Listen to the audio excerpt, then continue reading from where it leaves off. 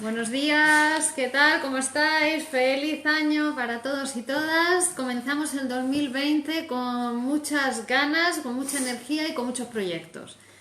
Así que seguimos en el curso de la interpretación de los sueños. Sabéis que nos quedaban 3 clases para terminar todo el texto de la interpretación de los sueños, entonces las vamos a dar ahora para terminar el curso. Mi nombre es Virginia Baldomino, soy psicóloga y psicoanalista de la Escuela de Psicoanálisis Grupo Cero.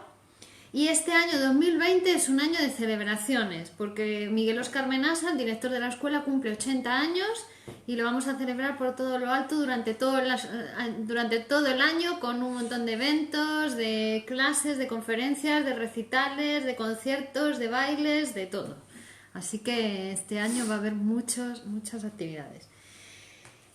Os quiero informar ya de los próximos cursos que vamos a empezar aquí en Alcalá a partir del 28 de enero. A partir de hoy yo ya voy a sacar la información en las redes sociales y mañana llegan los flyers y ya vamos a empezar a repartir por la calle, por Alcalá.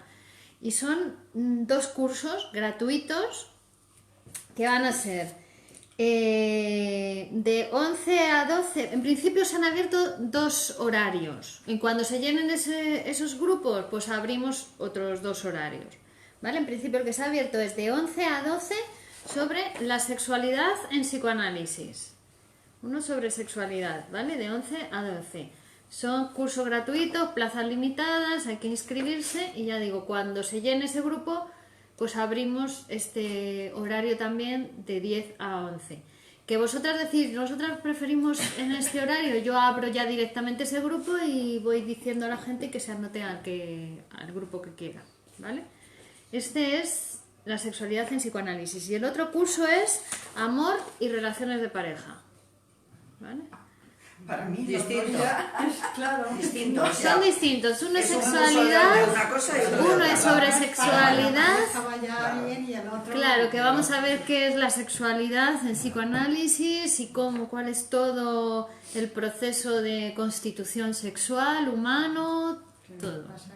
Que nuestra edad es muy interesante. Pero bueno, es interesante. Yo 85 años. Yo con 85 años y sin pareja, casi ninguno. Bueno, sexualidad tenemos todos a cualquier edad y Por eso te digo que es muy interesante, son muy interesantes los dos. Pero se aprende Yo cosas. casi sería como que paso un poco más. Claro. Bueno, pues entonces, amor y relaciones de pareja, este va a ser de 12 y cuarto a 1 y cuarto, el primer grupo, y cuando se llene, pues abriremos el otro de 1 y media a 2 y También media. martes. Sí, Pues martes. yo ese ya no puedo, porque voy a la piscina, lo cojo a la 1. Bueno, Imposible. pues- Si no lo dejo. A mí ese casi me viene mejor. Bueno, Pero pues yo ahora no me puedo. decís al final y ya os inscribo si queréis. Pero yo no puedo ese. Pero de momento lo dejamos. Bueno, como queráis, esto ya sale hoy en la publicidad y entonces ya es el medio de inscribirse a través de teléfono, me lo decís, o a través del email y ya os inscribís en el que queráis. Buenos días, Melina, ¿cómo estás? Comenzamos nuevos cursos este año 2020, año que el doctor Menasa cumple 80 años y que vamos a celebrar con muchas actividades y muchos eventos a lo largo de todo el año. Entonces, estamos en la interpretación de los sueños y en el apartado psicología de los procesos oníricos. Quiere decirse que en la primera parte de la interpretación de los sueños estudiamos cómo se produce un sueño, ¿no? Y en la segunda parte, esta de psicología de los procesos oníricos, estamos estudiando ese aparato psíquico en el que se produce un sueño, qué características tiene, ¿no? Porque no es solamente que esté el deseo inconsciente y que seamos solo deseo inconsciente, no. Está el deseo inconsciente, que es el motor del sueño, pero también está el preconsciente, está la conciencia, está la censura, está la represión, ¿vale? Es un aparato psíquico complejo y articulado en su funcionamiento. Y toda esa complejidad somos nosotros, ¿vale? Entonces, habíamos visto que el motor del sueño, el que se encarga de producir el sueño, era el inconsciente, ¿no? Decíamos, era como si fuese una empresa. El aparato psíquico es como si fuera una empresa. Entonces está el que tiene las ideas, el que tiene el proyecto, el que sabe por dónde deben ir las líneas de actuación, ese es el preconsciente. Pero después, si no hay un socio capitalista que ponga el dinero para que esa empresa funcione, no hay empresa. Bueno, pues el socio capitalista que pone el capital para que la empresa funcione es el inconsciente. Es el que pone la energía para que se haga el sueño. Aunque después va a tomar ideas del preconsciente, restos diurnos, ¿no? Va a tomar esa información.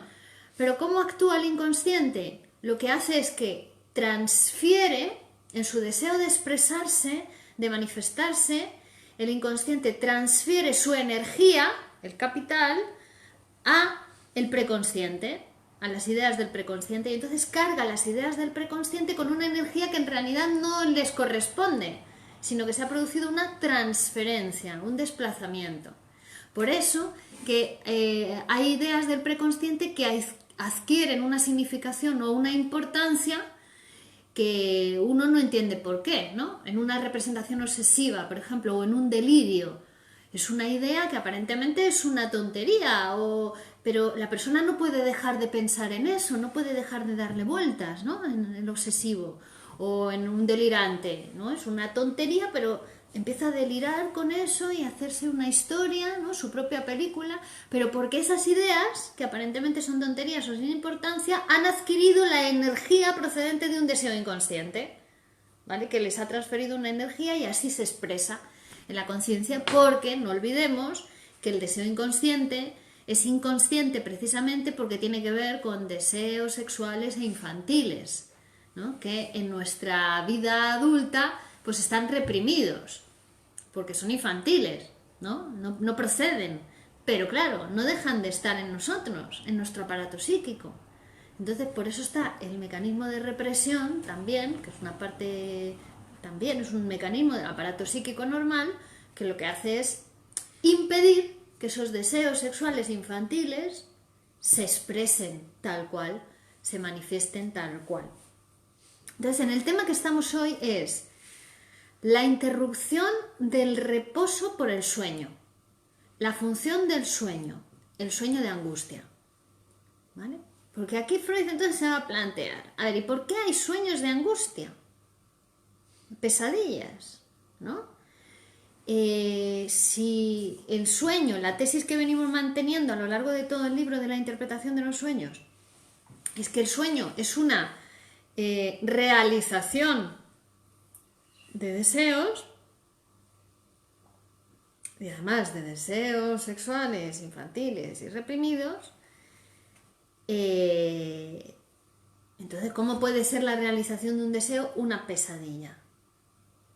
Un sueño de angustia, que nos despierta angustiados. ¿Cómo va a ser eso una realización de deseos, ¿no? Se pregunta Freud. Y entonces aquí eso le va a dar pie a estudiar la función que tiene el sueño en nuestro aparato psíquico, ¿no? Porque el sueño sirve para algo, tiene una función. Ay, espera, voy a llamar que... Perdón.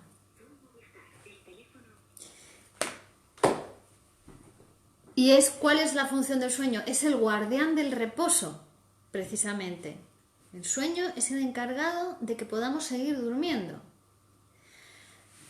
El preconsciente tiene otro deseo.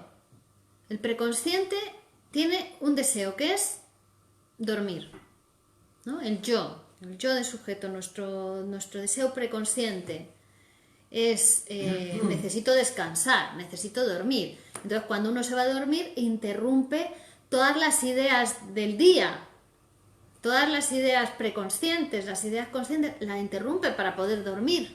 Entonces toda esa actividad queda interrumpida. Pero la actividad del inconsciente no se puede interrumpir, ¿no? Es el motor el que nos mantiene en vida, nuestro deseo inconsciente, ¿vale? Entonces no se interrumpe. Apagamos la conciencia cuando nos vamos a dormir, relativamente, porque algo de conciencia también queda, pero seguimos vivos, no nos morimos mientras dormimos, estamos vivos. Quiere decir que nuestro aparato psíquico sigue funcionando cuando dormimos, ¿vale? Pero ese funcionamiento, ese motor del sueño, el motor de la vida, que es el deseo inconsciente, Claro, si llegase a nuestra conciencia cuando estamos durmiendo tal cual es, esos deseos infantiles, reprimidos, nos produciría muchísima angustia, ¿no? Porque tiene que ver, como estamos diciendo, con sentimientos infantiles hacia la mamá, hacia el papá, hacia la maestra que tuvimos en el colegio, ¿no? Todo muy infantil, que sigue estando en nuestra mente, en nuestro aparato psíquico. Pero si eso pasa tal cual a la conciencia, nos produciría mucha angustia, mucho displacer, mucho malestar. Entonces, ¿qué sucede? Que esos deseos inconscientes que tratan de expresarse, su única aspiración es expresarse, se encuentran con la censura del aparato, ¿no? Con la represión, ese mecanismo que dice, no, vosotros no os podéis expresar, vosotros tenéis que estar ahí, calladitos, ¿no? Y entonces, ¿qué hace el deseo inconsciente? Habíamos hablado de que había una dirección progresiva en el aparato psíquico y una dirección regresiva, si os acordáis. La progresiva iba desde el deseo inconsciente que quiere pasar al preconsciente para llegar a la conciencia y expresarse, y la regresiva iba desde la censura hacia el polo de la percepción, otra vez, ¿no? Iba como a recuperar aquella experiencia vivida del pasado que ya quedó perdida, porque ya está, el pasado no existe, ya pasó, eso se perdió. Pero en nuestro aparato psíquico quedó una huella de aquello, quedó una huella de memoria, ¿vale? Recordando un poquito las clases anteriores, acordaos que había un sistema perceptual, un sistema por el que percibíamos los estímulos, pero que el sistema perceptual tiene una capacidad limitada, porque si se llena de estímulo se colapsaría el aparato psíquico, ya no entraría más información. Entonces, ahí en el sistema perceptual no se almacena nada, solamente pasa por ahí. La información se almacena en la memoria, en el sistema anémico, sistema de memoria, ahí es donde quedan las huellas. Entonces, las huellas que quedan en nuestro aparato psíquico en realidad no tienen nada que ver o no son exactamente lo que pasó, ¿no? Cuando acontece un hecho en la realidad, eso no es lo mismo que lo que nosotros recordamos del hecho, porque ya hubo un proceso de transformación, desde que nosotros percibimos eso y lo guardamos, en ese tránsito ya ha habido una deformación, ya ha habido una transformación. Por eso que cuando en los juicios, ¿no?, hay un accidente de coche, no sirve el testimonio de lo visual, porque cada uno de los testigos ha visto una cosa diferente, ¿no? El hecho fue el accidente, pero eso desapareció, eso ya no podemos volver ahí. Y cuando cada uno de los testigos intenta recordar el accidente, a lo que va es hasta las huellas de memoria que le quedaron a uno en su aparato psíquico. Pero cada uno van a ser diferentes esas huellas de memoria. ¿Se entiende esto? Totalmente, sí. Bueno. Sí, porque cada uno percibimos de una forma las cosas. Exacto. Y además, desde que la percibes hasta que la almacenas en tu memoria, ahí también ha habido una transformación.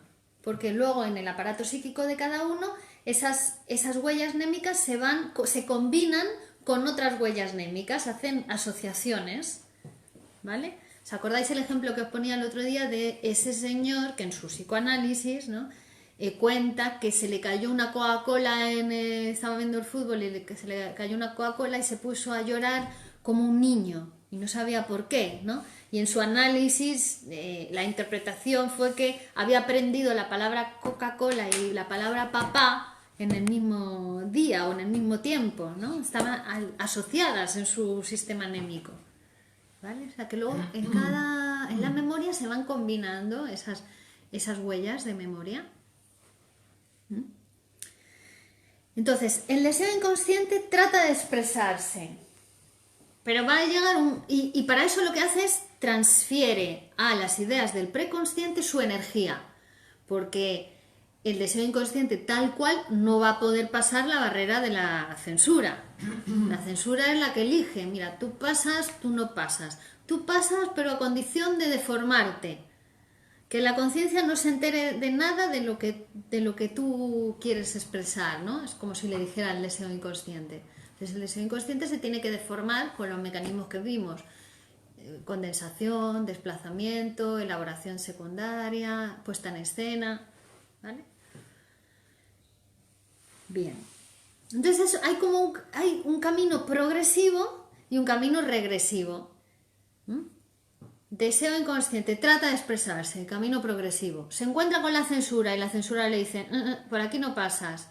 Además, las puertas de la motilidad están cerradas porque el sujeto está durmiendo. Entonces lo único que le queda es volver hacia el polo de la percepción, la regresión, ¿vale? Intentar de nuevo llegar a esas huellas de memoria, y por ese camino alcanza la representabilidad, el sueño, se convierte en imágenes.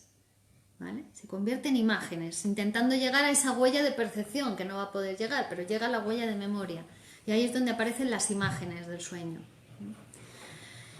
El sueño no produce nada nuevo. Toma cosas que han llegado que han entrado en el aparato psíquico. Lo único que hace es combinarlas de manera novedosa, pero son imágenes, representaciones visuales, representaciones auditivas, palabras que hemos oído, ¿no? Y toma toda esa información y hace con eso su composición, ¿no? Que después el preconsciente va a tomar ese producto como si fuese cualquier estímulo que percibe. Igual que percibe un estímulo del exterior o una fantasía o un recuerdo, percibe el sueño. Y ahí le da otra significación, ahí hace la elaboración secundaria del sueño. Es decir, es como si fuera un vaivén continuo, dirección progresiva, no puede porque la censura no le deja expresarse, dirección regresiva, tiende hacia las huellas némicas y entonces adquiere la capacidad de convertirse en imágenes, y esas imágenes después quieren llegar a la conciencia de nuevo, ¿no? Otra vez dirección progresiva, y ahí la conciencia percibe, con un poquito de atención, percibe el sueño, por eso recordamos los sueños, porque también nuestra conciencia percibe ese producto psíquico. A partir de este capítulo de la interpretación de los sueños, la conciencia va a pasar a ser un órgano perceptual. Para el psicoanálisis, la conciencia simplemente es un órgano de percepción, como la vista, como el oído, como el gusto, ¿no? Y percibe tanto hacia afuera del aparato psíquico, es decir, percibe las frases que otros te dicen, los ruidos, las luces, no sé, para todos los estímulos que vienen desde afuera, pero también percibe hacia adentro del aparato psíquico. Nuestra conciencia percibe el sueño que hemos tenido, percibe nuestras fantasías, nuestros recuerdos, ¿no? Ponemos un poquito de atención en a ver qué hice ayer, ¿no? Y entonces uno va recordando, pero eso es una percepción hacia el interior del aparato psíquico, ¿vale? Entonces la conciencia a partir de este texto va a ser un órgano perceptual.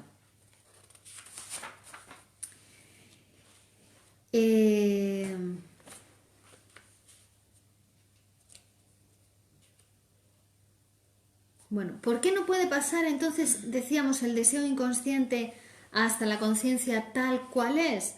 Bueno, pues por lo que hemos dicho, es reprimido y además porque está todo organizado en el aparato psíquico para no saber de eso. Fue la represión inicial que fundó el aparato psíquico, ¿no? Esos contenidos que están en el inconsciente son resultado de esa primera represión del aparato psíquico que lo dividió en una parte consciente y una parte inconsciente, ¿no? La sexualidad adulta, como vamos a ver en el curso sobre sexualidad, es la sexualidad infantil a condición de ser reprimida. Eso da lugar a nuestra sexualidad adulta, la represión de nuestra sexualidad infantil, ¿no? Eso ya lo vamos a desarrollar muy bien en este curso, que os recomiendo a todos, porque nos habla de la sexualidad humana, que sexualidad tenemos desde que nacemos hasta que morimos, ¿vale? Si no está en la genitalidad, está en otro lugar, pero hay sexualidad siempre, todo es sexual, todo lo que hacemos es sexual. Pero claro, ahí en el inconsciente están los deseos sexuales infantiles. que como decíamos no se pueden expresar tal cual porque nos resultarían desagradables. Entonces, ¿qué es lo que sucede en el sueño? El sueño en sí mismo es como el resultado de un acuerdo, porque está esa parte del inconsciente donde están los deseos sexuales infantiles que quieren expresarse, pero está la censura, está el preconsciente que quiere dormir, no quiere que nadie le moleste, está la conciencia, y entonces hay un conflicto entre las dos partes del aparato psíquico, hay un conflicto. ¿Y cómo resuelven ese conflicto? Con un sueño. Vale, que tú quieras expresar esos deseos, bueno, pero que yo no me entere, le dice el preconsciente al inconsciente, ¿no?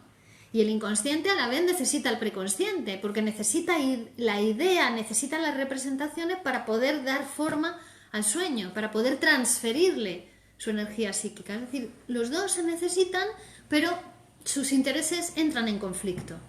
Y el resultado de ese acuerdo es el sueño. Pero lo mismo sucede con un síntoma. Con un síntoma histérico, un síntoma obsesivo, un delirio. Es el resultado de un acuerdo entre esa parte inconsciente que trata de expresarse, que tiene que ver con lo infantil, y el preconsciente, que dice, no quiero saber nada de esto, no me molestes, yo soy una persona adulta, ¿no? Es decir, que si solamente fuéramos inconscientes no habría conflicto. Iríamos expresando todos nuestros deseos infantiles allá donde fuéramos sin ningún problema. Pero claro, no somos solo inconscientes. Somos inconscientes, pero también somos conciencia, somos preconscientes, somos, ¿no? Hay realidad, hay que posponer los deseos hasta que sea posible satisfacerlos. Uno no puede satisfacer sus deseos siempre que quiera y como quiera. Ese es un niño, ¿no? El que lo hace, no un adulto, ¿no? Entonces, el síntoma neurótico también viene a ser un producto resultado de ese acuerdo entre el inconsciente y la conciencia.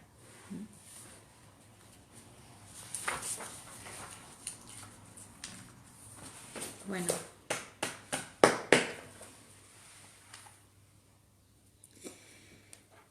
Entonces, son deseos sexuales y hostiles hacia los progenitores, que fueron las primeras figuras de fijación del deseo sexual infantil, los primeros amores y también los primeros rivales por el amor de la madre.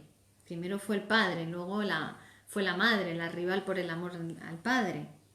Y hacia todos aquellos representantes del padre y de la madre que quedan prohibidos más tarde y lanzados también a lo inconsciente, mediante represiones secundarias, como por ejemplo hermanos, jefes, figuras de autoridad, etc. ¿Vale? Entonces, ¿por qué, siendo una realización de deseos, el sueño nos produce angustia? Bueno, pues porque lo que es una realización de deseos para una parte del aparato psíquico, para el inconsciente, sin embargo, para el preconsciente, no es una realización de deseos, es una amenaza, ¿no? Es una fuente de conflictos. Entonces, esto Freud, para explicárnoslo, recurre a un ejemplo muy, muy lindo, un cuentito. Dice, porque háganse a la idea de que somos dos personas diferentes. En cada uno somos dos personas distintas. Y en el cuentito ese dice, es una pareja de ancianos, matrimonio, anciano, muy bondadoso, que se les presenta una hada madrina, ¿no? Y le dice que les concede 3 deseos. Y entonces estaban asando en la casa de al lado unas salchichas y ellos huelen el olor de las salchichas y dice la mujer, unas salchichas. Yo lo que quiero como deseo es unas salchichas. Y entonces inmediatamente el hada le concede el deseo y aparece un plato con unas salchichas. Y el marido está cabreado porque dice, ¿cómo puedes desperdiciar un deseo en una cosa tan tonta? Y entonces dice, yo deseo que a mi mujer se le pongan las salchichas en la nariz, ¿no? y entonces se cumple el deseo, ¡tum! Y se pone la salchicha en la nariz de la mujer. Y claro, los dos se quedan, la mujer llorando con la salchicha en la nariz y el hombre, bueno, pues porque al fin y al cabo tiene un gran cariño hacia su mujer, que llevan un montón de años casados. El tercer deseo que piden es que vuelvan las salchichas a su sitio y se quiten de la nariz a su mujer. ¿Vale? Entonces dice, en nuestro aparato psíquico es como este matrimonio. Hay una parte del aparato psíquico que desea una cosa y hay otra parte del aparato psíquico que desea otra. Es así, como si fuéramos dos personas en uno. ¿Vale? Lo que pasa es que no queremos saber de nuestra parte inconsciente, no queremos saber porque tiene que ver con esas cosas infantiles en uno.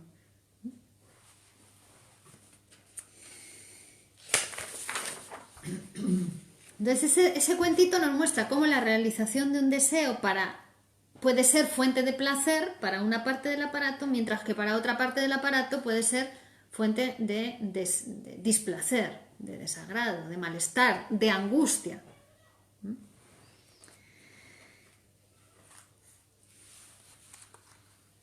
Entonces, para una parte del aparato psíquico, el preconsciente, el deseo es descansar, el deseo es el reposo. Y para eso activa el mecanismo de la censura.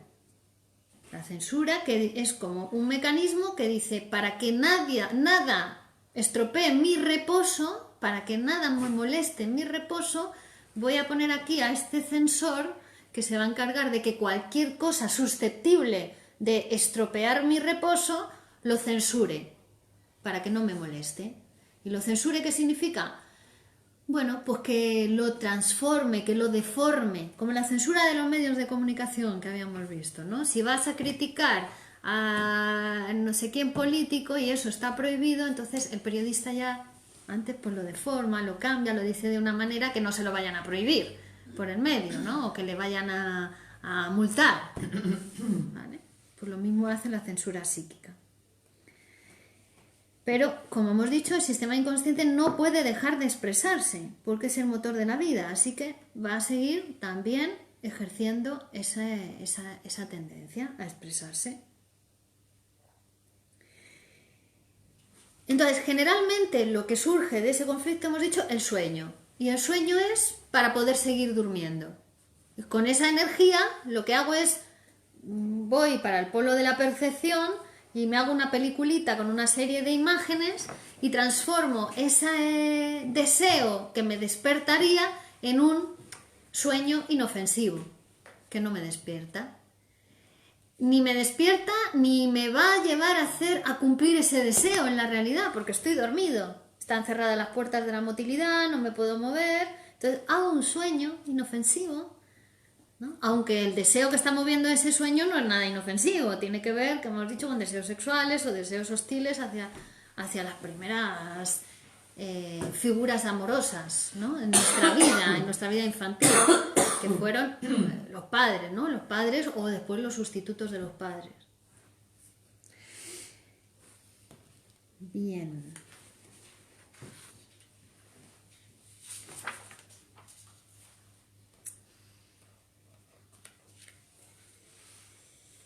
En cierto sentido, el sueño siempre produce un despertar, un pequeño despertar, puesto que convierte en actividad una parte de la energía del preconsciente que reposa. Es decir, el preconsciente reposa, pero tampoco se duerme del todo, tampoco deja de haber actividad preconsciente, porque es cargada con la energía del inconsciente, los restos diurnos, las ideas que están en el preconsciente. Todo eso se carga con la energía del inconsciente y por lo tanto también hay un funcionamiento preconsciente, pero a cuenta del sueño, pero para cumplir con los deseos del inconsciente, ¿vale? El deseo inconsciente utiliza los restos diurnos y las ideas del preconsciente, pero siempre para satisfacer sus objetivos, digamos, ¿vale?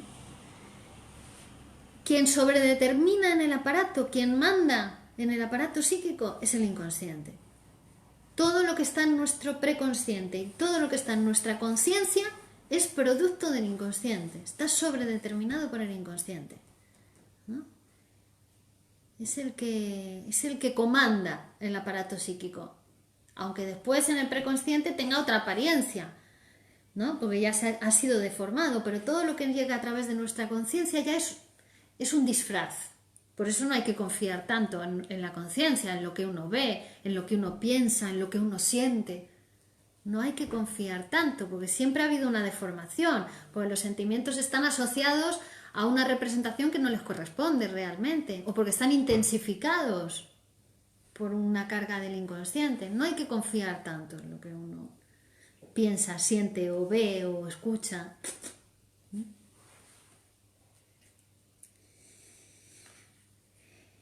En las pesadillas, ¿qué sucede? Dice, cuando el soñante se despierta es porque, bueno, de alguna manera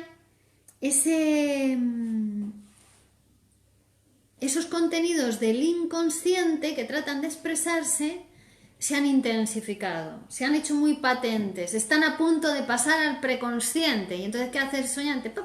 Se despierta, ¿no? Dice, es como si fuera, como si estuviéramos espantando una mosca. Cuando nos despierta el sueño, o sea, cuando hay un sueño que se está acercando al preconsciente, cuando hay contenidos del inconsciente que están a punto de expresarse tal cual en nuestro preconsciente, nos despertamos como si espantásemos una mosca. Quita, quita, quita, ¿no? Nos despertamos.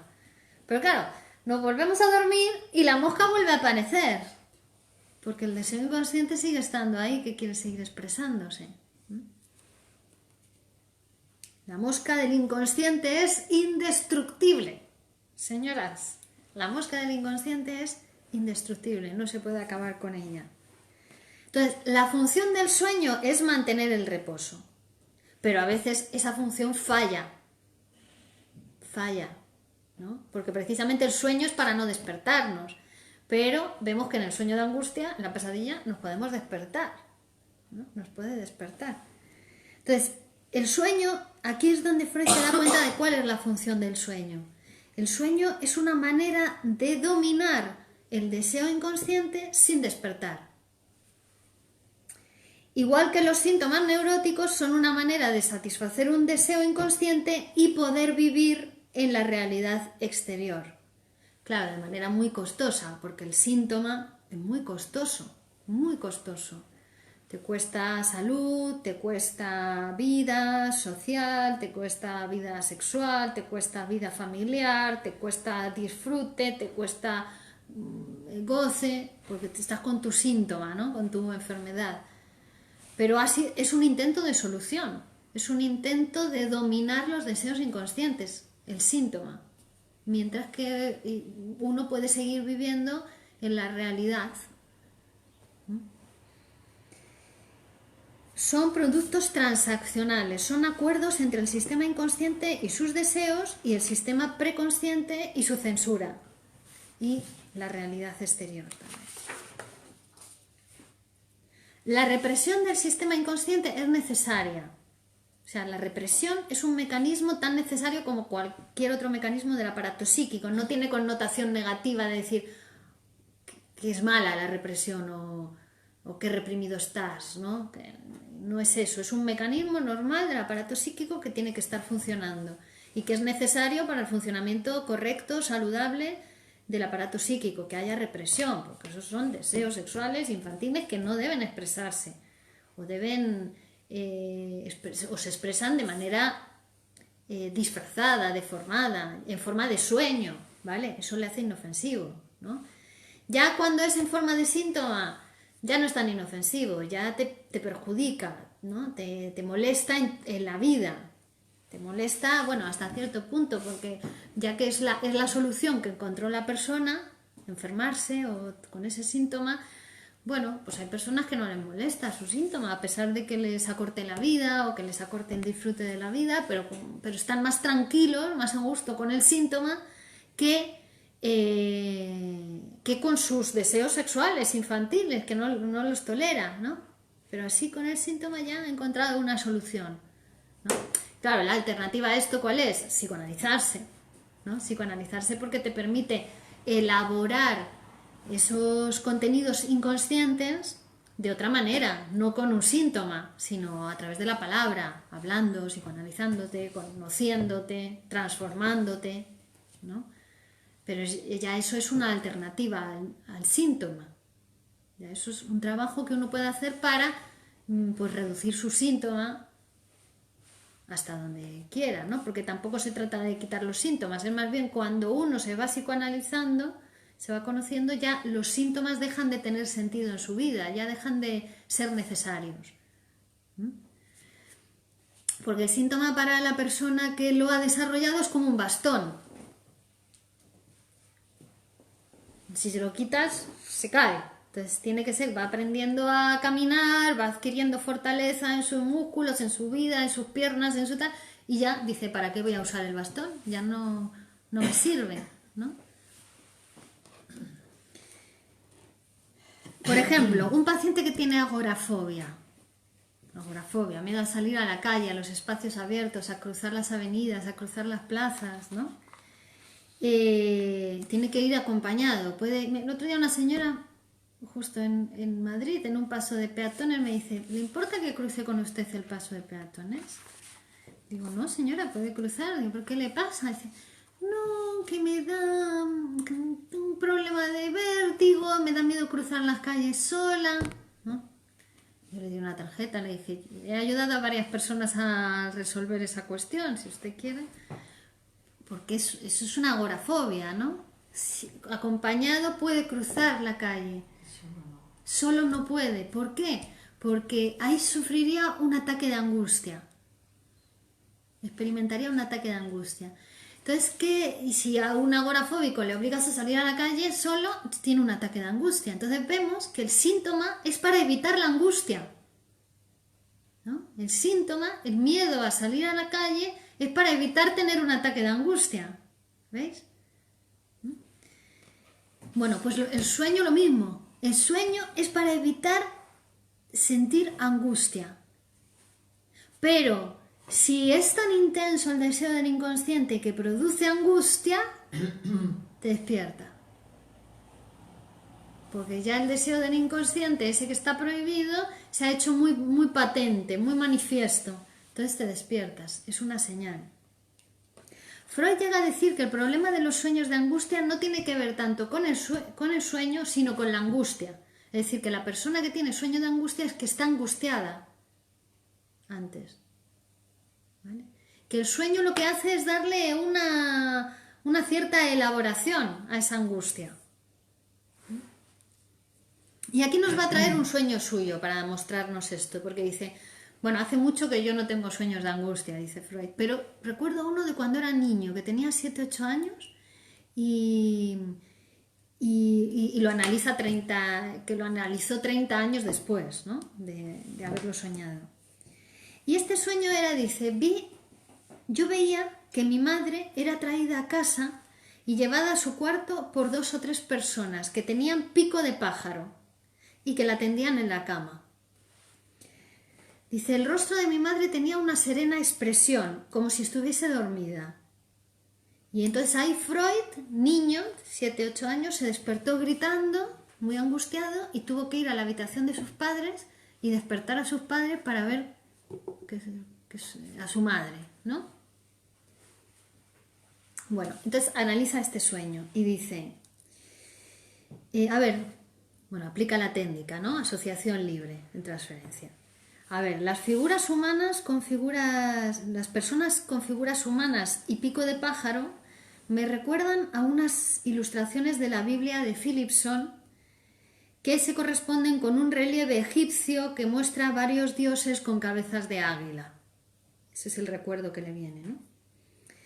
Y dice, eso me recuerda a un muchacho muy mal educado que jugaba conmigo en la pradera próxima a mi casa y que se llamaba Felipe.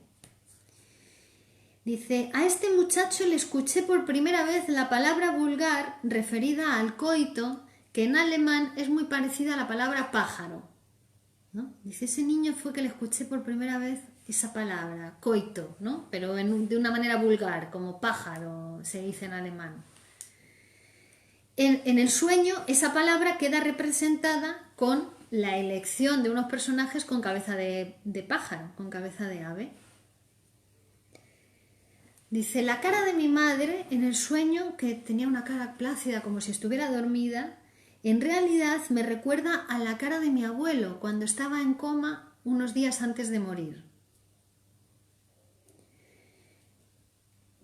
¿Qué pasa? Que la elaboración secundaria del sueño ha interpretado ese sueño como si fuera la muerte de mi madre, ¿no? Venía, la traían esas figuras humanas con cabeza de pájaro y ella estaba como dormida. Dice, pero esa era la cara de mi abuelo unos días antes de morir. Entonces mi sueño ha interpretado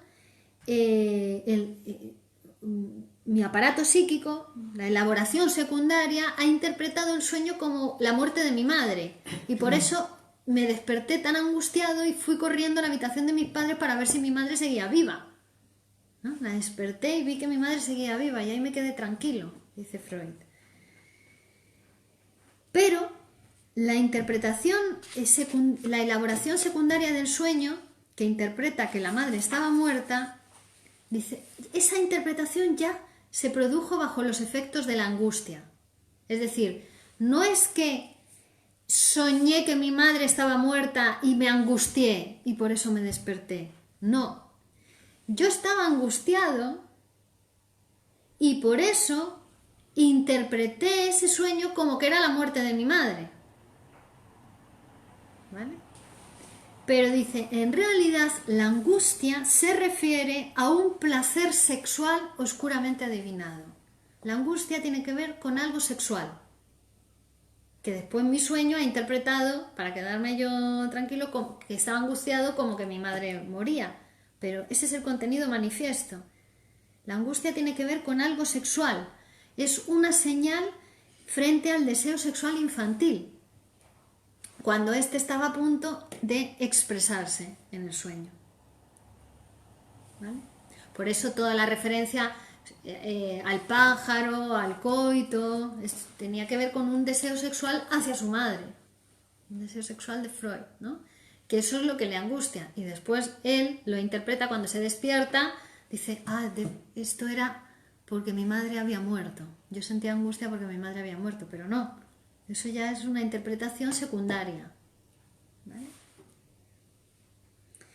Otro sueño que nos trae para comprenderlo. Dice, es un hombre de 26 años gravemente enfermo y tuvo este sueño entre los 11 y los 13 años. Que lo tuvo repetidamente y además cada vez que lo tenía sentía angustia. Él sueña que un hombre le persigue con un hacha. Entonces quiere correr, pero se halla paralizado y no se puede mover. ¿Veis? No parece para nada sexual este sueño. Pero vamos a ver a dónde nos lleva el análisis del sueño. Recuerda el sujeto que una vez su tío fue atacado por la calle por un individuo sospechoso. Entonces él deduce que antes del sueño, unos días antes, ha debido de escuchar esta historia de que su tío había sido atacado por la calle. Con respecto al hacha, recuerda que por aquella época se hirió con un objeto parecido a un hacha cuando estaba cortando madera. Después pasa a hablar de su relación con su hermano menor, al que solía maltratar y despreciar. Y recuerda que una vez le tiró una bota a la cabeza y que le hizo sangre a su hermano menor. Y que su madre le dijo en esa ocasión, me da miedo que en una de estas le mates. Luego surge en él un recuerdo de cuando tenía 9 años. Sus padres llegaron tarde a casa y él se hizo el dormido. Pero, haciéndose el dormido, pudo observar una escena sexual de los padres. Entonces, sus pensamientos siguientes muestran que él había establecido una analogía entre la escena sexual de los padres y relaciones violentas con su hermano menor. Porque claro, en una escena sexual pues hay jadeos, hay gritos, hay respiración acelerada, hay movimiento violento que los niños cuando las ven pues interpretan como que eso es una escena violenta. Entonces él estableció ese paralelismo entre la escena sexual de los padres y la violencia que él mantenía con su hermano menor. Entonces, de este modo llegó a una concepción sádica del coito, que es muy común en los niños, que quedó reforzada además un día que vio en la cama de la madre unas manchas de sangre. Entonces el niño ya dijo, esto que hacen mis padres es algo violento, es algo sádico, ¿no? Entonces, los niños, cuando consideran el acto sexual de los padres como algo violento, se angustian. Pues claro, se trata de una excitación sexual no dominada por su comprensión. Ellos no comprenden eso de qué hacen los padres, ¿no? No lo pueden dominar, entonces se angustian y lo rechazan por referirse a los padres. Eso se transforma en angustia, más angustia en los niños. Los ataques nocturnos de angustia, el pavor nocturno en los niños tiene que ver con esta cuestión. Tiene que ver con una no comprensión de cuestiones sexuales en los niños. No comprensión y además rechazado. Es como si fuera una energía sexual que los supera, que no la pueden dominar y que ellos rechazan a la vez, ¿no? Siempre están las dos cosas. La energía sexual y el rechazo de esa energía sexual. Eso es lo que da lugar al sueño de angustia.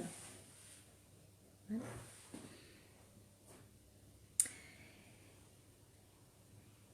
El sueño también nos trae el sueño de un niño de 13 años con salud débil que padecía de insomnios y una vez por semana padecía un grave ataque de angustia con alucinaciones.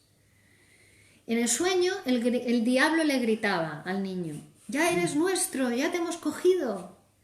Y después el niño tenía una alucinación de olor a azufre, que olía a azufre. Y se sentía a arder, mucho calor, ¿no? Entonces se despertaba angustiado y no podía hablar. Y cuando recordaba la voz decía, no, a mí no, yo no he hecho nada, decía el niño.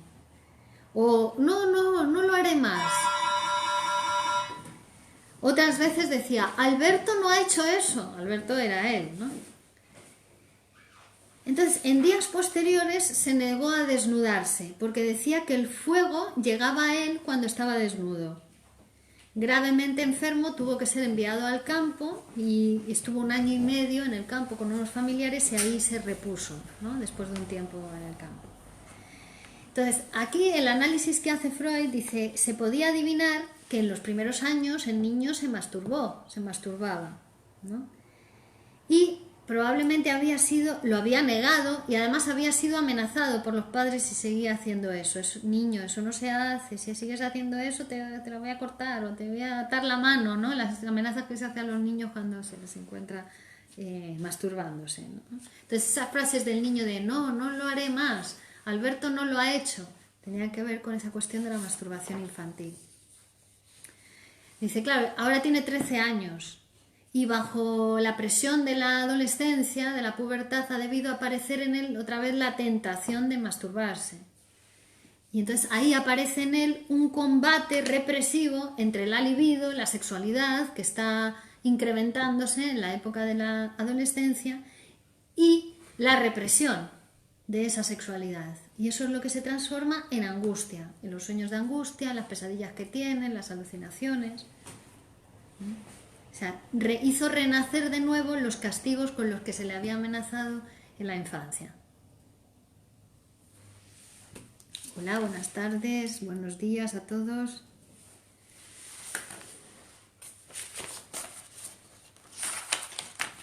Bueno, y hasta aquí esto es lo que nos trae en este tema Freud, ¿no? De los sueños de angustia. Como la elaboración secundaria que hacemos de las pesadillas ya también forma parte de la deformación, que el contenido verdadero de la pesadilla y lo que da lugar a la angustia hay que interpretarlo y tiene que ver con la vida sexual infantil de esa persona, del soñante, ¿no? Ese deseo sexual que a la vez también se encuentra con la represión, con la censura. Porque como decimos, somos un aparato psíquico complejo, no solamente somos el deseo inconsciente, también está la represión y la censura del deseo inconsciente, y de hecho es ese conflicto el que da lugar a los sueños y también a los síntomas neuróticos, que son un intento de resolver, un intento de solucionar de la mejor manera posible. Te he entendido antes, perdona, que cuando soñamos y nos despertamos que luego como que vuelve ese sueño. Yo, en mi recuerdo así general, me suelo despertar y he soñado, porque hoy mismo me he despertado a las 7, he ido al baño, me he vuelto a acostar. Cuando me he vuelto a despertar ya no me acordaba de nada. O sea, a mí, al contrario, que si yo me despierto ya luego nunca retomo ese sueño. Ajá. O sea, pero si te levantas y si no te levantas, no vuelves, porque yo a lo mejor de angustia me despierto, pero en cuanto me vuelvo a quedar, me viene otra vez. Me viene otra vez el mismo sueño y a veces digo, si es que parece que estoy despierta, pero estoy... Es que te lo he entendido así, como ya está diciendo Pepi. Pero a mí me pasa lo contrario, que nunca le retomo el sueño. ¿Tiene alguna diferencia ¿Un eso? sueño de angustia? ¿En un sueño de No, angustia? en un sueño normal. No, claro. no. Claro, Creo porque que aquí no, lo es que... sueños normales. A ver. Hoy de repente digo, a ver si luego cuando me levante me acuerdo. Pues me he levantado y digo, ¿y qué era? ¿Qué era? Para mí era algo, no importante, pero algo que recordaba bien, o sea, y nada, imposible. Por más que mientras he ido al baño, mientras tal, no ha habido manera de volver a recordar todo lo que lo que había soñado. Y lo tenía clarísimo cuando me he despertado. Al despertarme, digo, uy, casi como que lo ves realidad, ¿no? Te vuelves y nada, imposible, no he retomado nada. Ahí hizo Sí. efecto la represión. Funcionó al 100% la represión, no te acuerdas de nada. Nada. Y me gustaría, no sé, bueno, tampoco me da igual un poco, porque no es que tenga más Si importancia. fuese algo de angustia, como ha dicho, angustia tan... Me eso acordaría. te deja algo de... ¿Te deja? Si no te levantas, Cuando esa angustia te deja y me siempre... vuelvo a quedar, No, parece a mí que no. otra vez me viene y tengo que despertar para que eso se me vaya. Claro, vuelve como un moscardón, dice. El Eso, contenido... es que te lo he entendido así, Claro, pero... el contenido onírico que es como que te despiertas, pero para espantar un moscardón, para espantar esos deseos inconscientes que están revoloteando en torno al preconsciente y están a punto de expresarse. Entonces, el sueño de angustia te despierta, pero dice, si te vuelves a dormir, el moscardón vuelve a aparecer en el sueño. ¿Qué es lo que me pasa? A mí. Pues es que eso, que yo creo que no, bueno, tampoco sé exactamente si es de angustia, no, son cosas, tampoco, Ajá. no sé. Cuando sueño así de angustia, si no tampoco. Claro. Si no tampoco. Pero cuando yo estaba acostumbrada siempre a salir con mi marido. Por mi columna nunca he podido salir mucho, entonces cuando salía siempre le tenía a él.